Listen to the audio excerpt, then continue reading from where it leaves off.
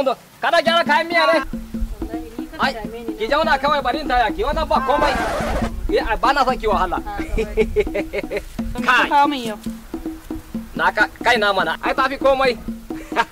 ani ne komai din ya kike kin ga inda ki kyau kuwa hayya abadan Allah hayya wayo wake da wake komai aradu ka san me ne ni fa ba wai fa ba na san ka ba kai alhamdulillah aradu kin ji dadi kunna ma wai me sunanka sunana komondo sunana Ibrahim an gidan ja'e haji kan mai dodo ke sa duk karkaran nan babu wanda ya kai mu canu dan Allah duk ya dai kan na shanu aradu babu kaman mu komondo yallahi amma ka san me akin fadi da za ka yi mu abu guda ɗaya za ka faranta min rai wallahi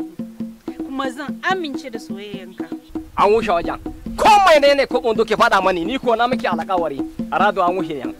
za ka je ka yaki jahilci iyo na ce za ka je ka yaki jahilci jahilci ko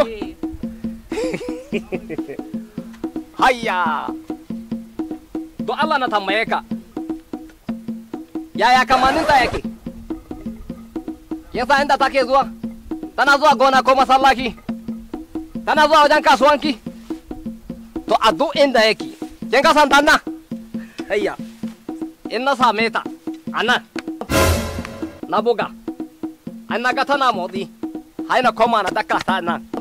in ko hannaga kafan tana shurawa haina kara mata na rado haidai uwanki ta haifi wani an wuce wajen ni da nayi cadi ni kadai gayya aradu to abin da zai faru in ka je ka yaki da jahilci sai ka dawo wallahi zan amince da soyayyanka kai komondo na'am ba taba yi farin ciki iri na yau kai aradu yanzu na ɗauki hanya ai ta dawo hai mun babuke wannan shashasha ni da ma na san inda jahilcin yake da ban je na yake shi da kaina ba